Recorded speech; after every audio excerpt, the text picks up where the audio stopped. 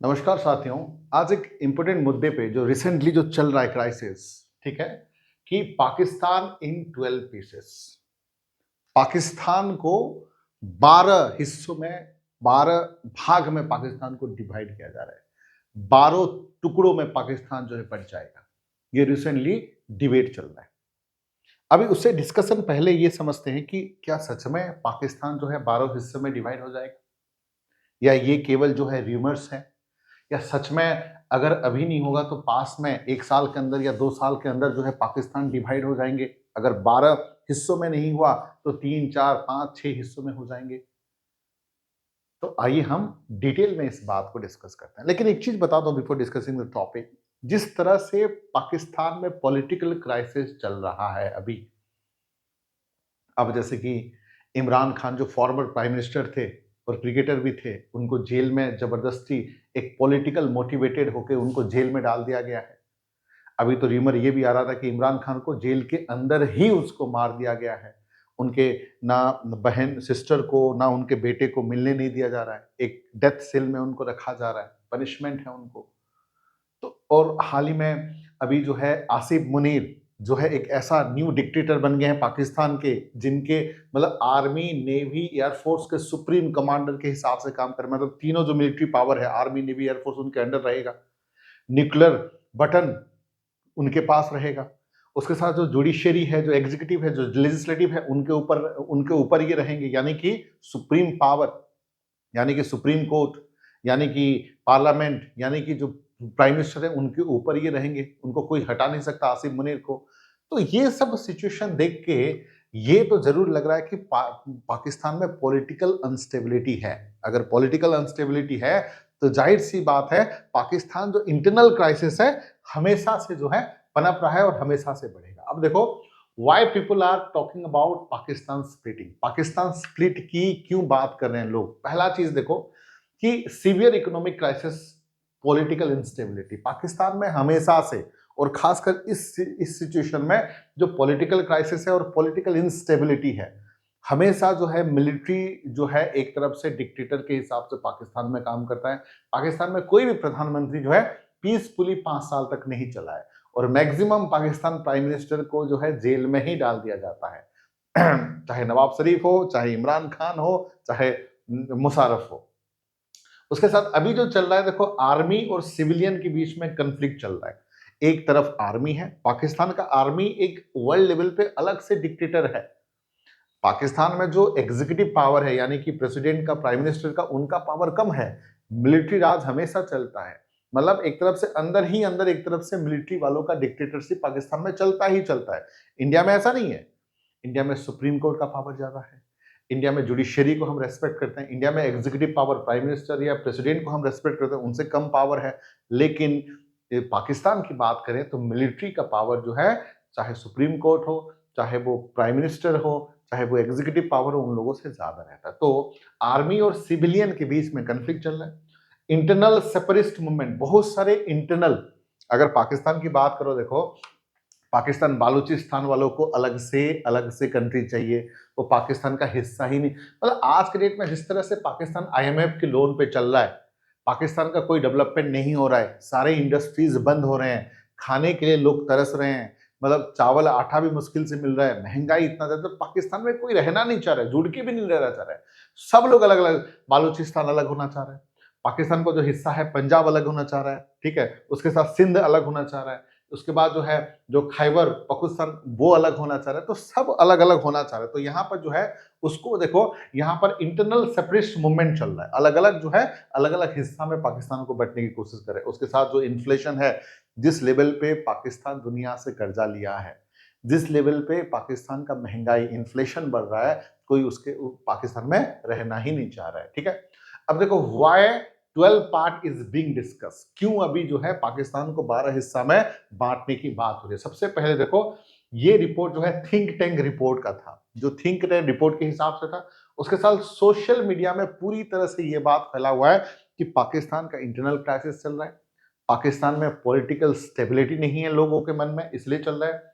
ये जो ethnic group है, ठीक है, सिंध है, पंजाब है, बालूचिस्तान है, ये अलग अलग होना चाह रहे हैं, ठीक है, और इसीलिए स्पेकुलेशन हो रहा है कि रोस्ट केसेस में 12 हिस्सा पाकिस्तान हो सकता है। अब देखो कौन कौन सा मूवमेंट है। अब मल्टीपल इंटरनल टेंशन पाकिस्तान में चला। अब देखो the region where separatist movement already exist, जो जो रीजन है जहां पर अलग अलग होने का जो डिमांड किया जा रहा है, कौन कौन सा रीजन अभी मैंने आप लोग को मैप में ही दिखाया था। ठीक है, बालूचिस्तान अलग होना चाह रहा है, पंजाब अलग होना चाह रहा है, सिंध अलग होना चाह रहा है, और खैबर पख्तूनख्वा ये अलग होना चाह रहा है। तो अब देखो जो चीजें हैं, जैसे कि बालूचिस्तान की बात करें, यहाँ पर देखो स्ट्रॉन्ग इंडिपेंडेंट डिमांड है, चल रहा है अलग होने का। उसके साथ कई सालों से ये चल रहा है। फ्रीक्वेंट अटैक एंड इंसर्जेंसी की वजह से इस एरिया को एक तरफ से नेग्लेक्ट किया जा रहा है। उसके साथ साथ जो सेंट्रल गवर्नमेंट जो है इस एरिया को कभी भी ध्यान देता ही नहीं है। ठीक है, हमेशा इसलिए बालूचिस्तान अलग होना चाह रहा है। एंड अगर मैं बात करूं खैबर की बात करूं, तो यहाँ पर जो है तालिबान का इन्फ्लुएंस है, यहाँ पर भी जो गवर्नमेंट का कंट्रोल बहुत ही कमजोर है। उसके बाद अगर मैं बात करूं सिंध की बात करूं, तो यहाँ पर जो है इथनिक टेंशन चल रहा है, एंटी पंजाब सेंटीमेंट चल रहा है। अब एक एरिया जैसे कि गिलगिट बाल्टिस्तान की बात करें, तो यहाँ पर जो है demand for full right, political dissatisfaction यहाँ पर भी चल रहा है। तो चाहे बहुत सारे रीजन है, खैबर है, सिंध है, गिलगिटिस्तान है, बलूचिस्तान है, उनका अलग होने की बात ही चल रही है। अब देखो what actually causing the break down pressure. ठीक है, ब्रेक डाउन द प्रेशर्स, क्या क्या चीजें हैं। पहला तो है इकोनॉमिक कोलैप्स, दूसरा है पॉलिटिकल क्राइसिस, तीसरा जो है राइजिंग टेररिज्म, फोर्थ है एथनिक पावर स्ट्रगल। अब देखो इकोनॉमिक कोलैप्स क्या है। पाकिस्तान आज के डेट में फाइनेंशियली पूरी तरह से बैंकरप्ट हो गया है। पाकिस्तान का दाल आटा रोटी भी जो आ रहा है आईएमएफ के लोन की वजह से। आईएमएफ का मतलब इंटरनेशनल मॉनेटरी फंड, जो कि गरीब कंट्रीज को या डेवलपिंग और डेवलप कंट्रीज को लोन प्रोवाइड करता है, short term loan. World bank जो है long term loan, IMF short term loan provide करता है। उसके साथ साथ जो है फॉरेन रिजर्व एक्सट्रीमली लो, जो फॉरेन रिजर्व है टोटली लो हो चुका है। इंडस्ट्रीज आर शॉटिंग डाउन, जितने भी इंडस्ट्रीज है पाकिस्तान में धीरे धीरे बंद होते जा रहे हैं। अब देखो पॉलिटिकल क्राइसिस, एक तरफ इमरान खान, एक तरफ मिलिट्री सिविल, एक तरफ इमरान खान और प्रेजेंट पॉलिटिकल पार्टी, तो ये पूरी तरह से अनस्टेबल है, कोई लीडर है ही नहीं। उसके बाद राइजिंग टेररिज्म, टेररिज्म का तो वर्ल्ड में पाकिस्तान जो है सबसे, अब तक जितनी टेररिज्म एक्टिविटीज हुए हैं पूरे वर्ल्ड में सबसे ज्यादा जो है पाकिस्तान में हुआ है। ठीक है, तो एक तरफ से टेररिज्म का शुरुआत यहाँ पे हुआ था। एथनिक पावर, जो अलग अलग पावर है उनका टेंशन चल रहा है। अब देखो will Pakistan really break apart, अगर क्या पाकिस्तान टुकड़ा हो जाएगा या कुछ ऐसा रिपोर्ट आया है। देखो सच बताऊं तो ऑफिशियल कोई कंफर्मेशन अब तक नहीं आया है, और ग्लोबली कोई रिकॉग्निशन भी नहीं मिला है उनको। ठीक है, उसके साथ साथ जो है नो फॉर्मल ब्रेकअप प्रोसेस, कोई फॉर्मल ब्रेकअप प्रोसेस नहीं है अगर बात करूं। बट उनकी जो पॉलिटिकल यूनिटी की इंस्टेबिलिटी हो रहा है, उनकी जिस तरह से एथनिक ग्रुप अलग लेवल पे अपने हिसाब से कंप्रोमाइज करना नहीं चाह रहे, जिस तरह से टेंशन चल रहा है, शायद ही पाकिस्तान जो है हो सकता है। अब देखो what this means for the India and the region. अगर पाकिस्तान टुकड़ों में बट जाए, 12 हिस्सों में, 6 हिस्सों में, 5 हिस्सों में, तो भारत के लिए क्या प्रॉब्लम होगा। पहला चीज देखो टेररिज्म थ्रेट में इंक्रीज, जो जाहिर सी बात है इस तरह का हरकत अगर पाकिस्तान में होगा तो टेररिज्म एक्टिविटी पूरे वर्ल्ड में बढ़ जाएंगे, और पाकिस्तान के सराउंडिंग में तो बढ़ेगा ही। उसके बाद देखो रिफ्यूजी इश्यूज में राइज, जाहिर सी बात है वहां रहना कोई नहीं चाहेगा, रिफ्यूजी इश्यूज आएगा। उसके बाद जो है चाइना सीपीईसी, सीपीईसी का मतलब चाइना पाकिस्तान इकोनॉमिक कॉरिडोर में भी अफेक्टेड। जो चाइना और पाकिस्तान का जो इकोनॉमिक कॉरिडोर है डेवलपमेंट के लिए, हर प्रकार का डेवलपमेंट के लिए चाइना और पाकिस्तान का जो इकोनॉमिक कॉरिडोर है उस पर इफेक्ट होगा। उसके साथ साथ south Asian insecurity environment, south Asian का जो कंट्रीज है, पाकिस्तान का बाउंड्रीज एरिया जो है, पाकिस्तान एरिया जो है अनप्रिडिक्टेबल हो जाएगा, लोग भरोसा ही नहीं करेंगे। हमारे साथ तो रिलेशन तो सालों से खराब है, और भी खराब होता जाएगा, और भी बदतर हो जाएगा, क्योंकि पाकिस्तान को वर्ल्ड लेवल पे कोई भी ट्रस्ट नहीं करेगा। So this is all about the Pakistan. तो पाकिस्तान है, ये कुछ भी हो सकता है, 12 हिस्सों के 36 हिस्सों में भी बढ़ सकता है, एक दिन आएगा। ठीक है, चलिए एनीवे, तो ये था पाकिस्तान का कहानी। बट उसके साथ साथ देखो एग्जाम कैंपस ऐप जो है डाउनलोड कर सकते हो प्ले स्टोर में।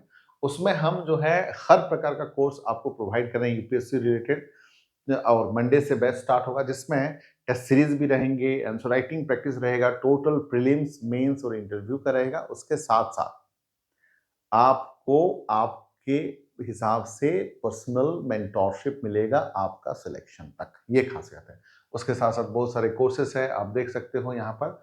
और ये जीएस फाउंडेशन कोर्स है, जिसमें जो है देखो, इस कोर्स के बारे में एक चीज बताऊं, जिसमें कंप्लीट प्रीलिम्स, मेंस और इंटरव्यू की तैयारी होगी। उसके साथ साथ ऑप्शनल के लिए गाइडेंस मिलेंगे, आंसर राइटिंग प्रैक्टिस होगा, टेस्ट सीरीज होगा। मतलब एक तरफ से वन स्टॉप सॉल्यूशन। यहाँ पे ज्वाइन करोगे तो आपको कोई किताब एक्स्ट्रा पढ़ने की जरूरत नहीं है, कोई एक्स्ट्रा कोई वीडियो देखने की जरूरत नहीं है।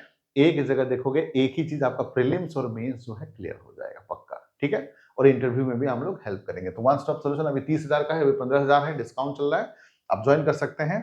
उसके साथ साथ जो है देखो, ये फ्री मेंटोरशिप में जितने भी यूट्यूब के मेरे यहाँ साथी हैं, दोस्त हैं, सबको फ्री मेंटोरशिप मिलेगा। इस नंबर, ये मेरा नंबर है 8527000432।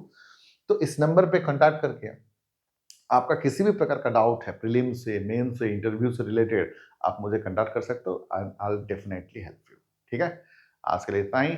24/7 आप कॉल कर सकते हो। आज के लिए इतना ही। Thank you all, have a nice day, take care, जय हिंद। अगर वीडियो पसंद आया है तो लाइक करिए, शेयर करिए और सब्सक्राइब करिए और कमेंट भी करिए। धन्यवाद।